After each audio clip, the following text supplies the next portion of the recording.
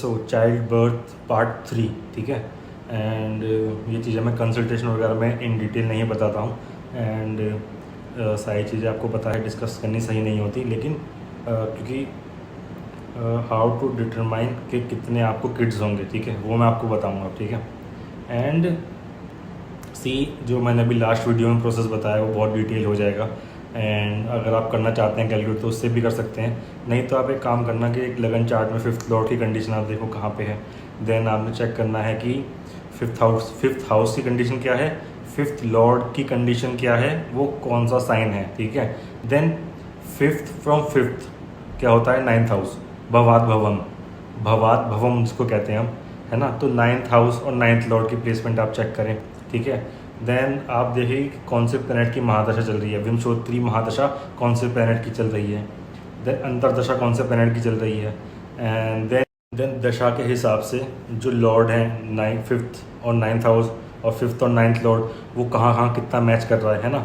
And उसके बाद वही चीज़ आप D7 चार्ट में, जो कि D7 चार्ट आपके होते हैं fruits with your spouse, Karma आपका स्पाउस के साथ basically, and kids also. D5 chart को सर्जिकली ओपन करके देखते हैं उसमें कितनी चीज़ें फैक्टर मैच कर रहे हैं। देन एग्जैक्टली नहीं बता सकते, ठीक है, ऐसे, क्योंकि दोनों के मेल और फीमेल के दोनों के चार्ट को हमको एनालाइज करना है।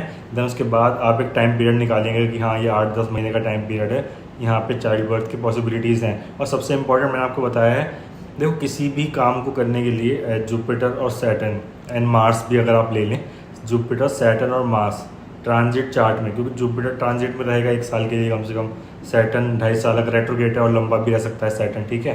तो वो चीज़ आपको चेक करनी है फिफ्थ हाउस पे कितनी है, कब किस टाइम पे सैटर्न और जुपिटर, है ना। एंड मार्स होता है कि हाँ लैंड से रिलेट करता है कि जो चाइल्ड है वो लैंड, तो मार्स भी इस चीज़ में आप जो है गोचर में चेक करेंगे। देन मेल और फीमेल चाइल्ड मैंने आपको बताया कैसे सिग्निफाई करा जाता है ना। जो आपके sun Jupiter Mars and even Ketu जो है वो बॉय सिग्निफाई करता है, ठीक है। देन आपका moon, Venus, Saturn, mercury and even Rahu जो है वो गर्ल सिग्निफाई करेगा, है ना। लेकिन मैंने कहा था कि आपसे कि सैटर्न और मरकरी जो है वो उनका कोई जेंडर नहीं होता, तो अदर फैक्टर्स देखने पड़ेंगे कि कौन से मेल या फीमेल प्लैनेट देख रहे हैं। अब कितने बच्चे होंगे मैं आपको एक बात बताता हूँ, ठीक है, कि जो आपका जो फिफ्थ हाउस होता है वो फर्स्ट चाइल्ड है, वहाँ से जो सेवन्थ हाउस है वो सेकंड चाइल्ड है, और जो नाइन्थ हाउस है वो थर्ड चाइल्ड है।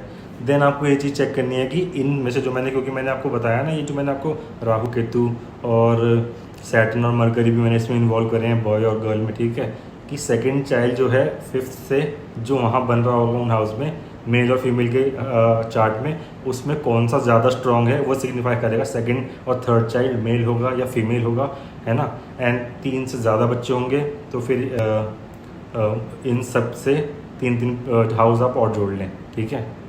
Simple clear, first child fifth house, second child seventh house, third child ninth house, and और देखने हैं तो वहाँ से आप 3 हाउस जोड़ते रहें। देन उसके बाद जो साइंस होते हैं, साइंस से आप कैसे डिटरमाइन करेंगे जो मेल साइन होते हैं, फिफ्थ लॉर्ड या जैसे भी जो भी प्लेसमेंट है वो कौन से साइन में हो रही है, उसके हिसाब से आप डिटरमाइन करेंगे।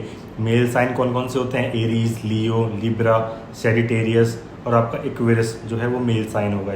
देन फीमेल साइन कौन कौन से होते हैं आपके, टॉरस, कैप्रिकॉन, वर्गो, स्कॉर्पियो, देन आपका हो गया पाइसिस, एंड जेमिनाई जो हो गया आपका वो ट्विन सिग्निफाई करता है, ठीक है, जेमिनाई साइन, क्योंकि जो है उसका कोई जेंडर नहीं होता। एंड मरकरी और सैटर्न भी, इनका कोई जेंडर नहीं होता। इन पे कौन सा प्लैनेट कहाँ देख रहा है एंड कौन सा साइन ज़्यादा स्ट्रॉन्ग है, तो उस चीज़ को कैलकुलेट करके वो डिपेंड करता है, एंड इस चीज़ से ये कैलकुलेट करा जाता है ना।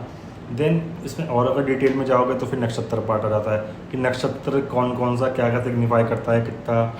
देन आएगा इसमें कैंसर बोलना भूल गया, कैंसर भी एक फीमेल सिग्निफाई करता है ना। देन उसके बाद नक्षत्र गेम की मैं बात कर रहा था, वो थोड़ा और ज़्यादा डीप हो जाएगा, नक्षत्र आपको चेक करने हैं ना। तो इन शॉर्ट अगर आप इसमें डिटेल में चलते चले जाएंगे तो यस आप आंसर भी निकाल सकते हैं, ठीक है।